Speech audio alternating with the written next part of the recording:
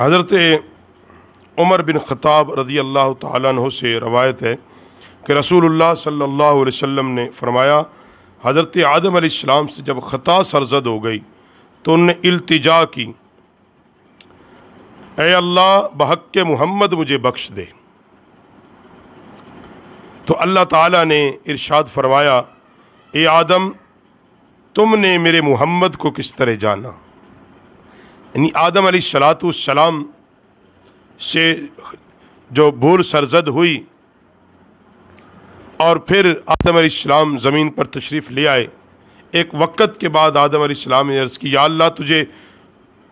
محمد صلی اللہ علیہ وسلم کا واسطہ اللہ مجھے معاف کر دے۔ تو اللہ نے فرمایا، آدم تو نے کیسے جانا میرے محمد کو؟ عرض کی، جب تو نے میرے پتلے کو اپنے دستے قدرت سے بنایا اور اس کے اندر جب روح پھونکی اور میں نے اپنا سر اقدس جب عرش کی جانب اٹھایا اور میں نے عرش اعلیٰ کے ستونوں پر یہ لکھا ہوا دیکھا، لا الہ الا اللہ محمد الرسول، میں نے جان لیا کہ اللہ نے جس کے نام کو اپنے نام کے ساتھ جوڑا ہے یقیناً وہ اللہ کی بارگاہ میں بڑا مقبول ہوگا۔ یہ ہے محبوب علیہ السلام بارگاہ خداوند قدوس میں کتنے محبوب اور مقبول ہیں۔ بعد حضرت آدم علیہ السلام نے اپنے فرزند حضرت شیس علیہ السلام کے پاس تشریف لائے اور فرمایا، اے میرے بیٹے، جب میرے بعد تم میرے قائم مقام ہو، اس منصب و خلافت کو امارت التقوی اور عروۃ الوثقی کے ساتھ لو، تو تم حق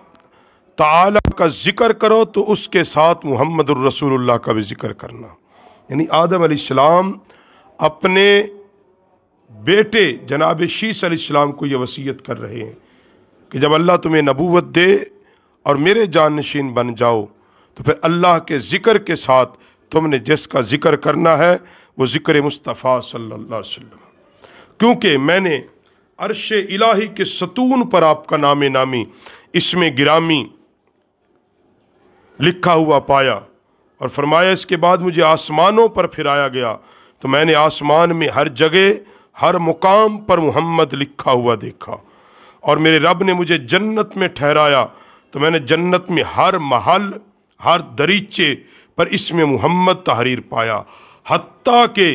حور العین کی پیشانیوں پر بھی میں نے مصطفیٰ کریم صلی اللہ علیہ وسلم کے نام نامی اسم گرامی کو پایا۔ اور حضرت جابر فرماتے ہیں کہ رسول اللہ صلی اللہ علیہ وسلم نے فرمایا، جنت کے دروازوں پر لا الہ الا اللہ محمد الرسول اللہ لکھا ہوا ہے۔ اور پھر سرکار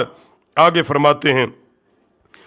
امام الانبیاء صلی اللہ علیہ وسلم فرماتے ہیں، حضرت ابن عباس راوی ہیں، حضور فرماتے ہیں کہ جنت میں کوئی ایسا درخت نہیں جس کے پتوں پر یہ نہ لکھا ہو لا الہ